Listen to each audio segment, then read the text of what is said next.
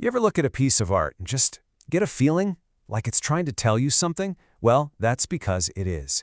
Today we're going to talk about how artists, through all of history, have used their work to find a voice and make sure it gets heard. All right, let's get into it. And that's really the big question, isn't it? How can something completely silent be so powerful? Well, art has its own language, a visual one, and sometimes that language can shout where words can only whisper.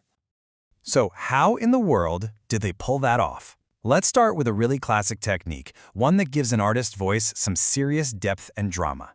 It all comes down to mastering light and shadow. Okay, so this technique has this amazing Italian name, chiaroscuro. It literally translates to light dark, and that's exactly what it is. But we're not talking about just a little shading here. No, this is the super dramatic use of bright, intense light right next to deep, dark shadow. It's all about creating a powerful high-contrast effect. But what's the point of all that drama? Well, chiaroscuro is basically an incredible optical illusion. Its main goal is to take a totally flat surface, a 2D canvas, and trick our eyes into seeing 3 dimensions. The artist is essentially sculpting with light, making the people and objects in the painting feel so real you could almost reach out and touch them. And the artists who perfected this, some of the biggest names you can think of. You've got someone like Leonardo da Vinci, who used it in a very subtle, gentle way to make his figures look soft and lifelike. But then you have a guy like Caravaggio. He basically threw suddenly out the window. He loved using these deep, dramatic shadows and a single harsh beam of light to just spotlight the raw emotion of a scene. See, 2 different masters using the same tool to create 2 totally different voices. So you see, chiaroscuro isn't just some fancy technical skill. It's a megaphone.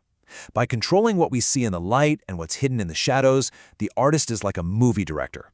They're forcing your attention onto one specific point, cranking up the emotional volume of the whole piece. They're making their voice impossible to ignore.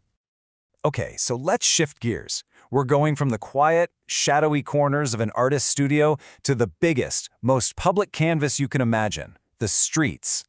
This is where art breaks out of the museum and starts talking directly to everybody, whether they're looking for it or not. Now, the term street art is actually pretty broad. First, you've got murals. These are usually huge, commissioned paintings that become a permanent part of the neighborhood.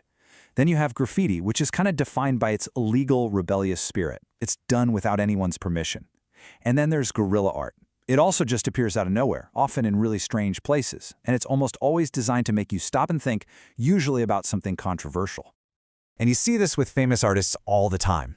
On one side, you have someone like Diego Rivera, who is paid to paint these massive, beautiful murals telling the stories of a community.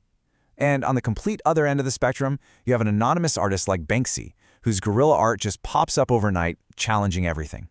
But you know what? Both are using the exact same stage, the public street, to make a statement. All right, so we've seen how artists use light and where they choose to speak, but none of that really matters if we don't understand the language they're using, right? So let's crack the code. Let's learn a few key words that'll help us decode the message. Okay, a massive part of this language is being symbolic. An artist almost never just paints a thing, they paint an idea. So when you see a dove in a painting, you're not just looking at a bird, you're looking at a symbol of peace. It's how artists can pack these huge, complicated ideas into one single powerful image. Now this is where you come in. Interpretation. Art is a conversation, a two-way street. The artist sends out a message with their symbols and techniques, but you're the one who receives it. Your experiences, your point of view, that's the lens you see the artwork through. The artist might start the conversation, but you're the one who helps finish it. Hey, remember chiaroscuro? That was all about tone. Tone is really just how light or dark a piece is, and it's maybe the artist's best tool for setting the mood. Think about it. A piece with really bright, light tones feels happy, maybe optimistic. But one with dark, heavy tones, that can feel sad or even a little scary. It's like the emotional volume knob for the whole artwork. And finally, let's talk about aesthetics.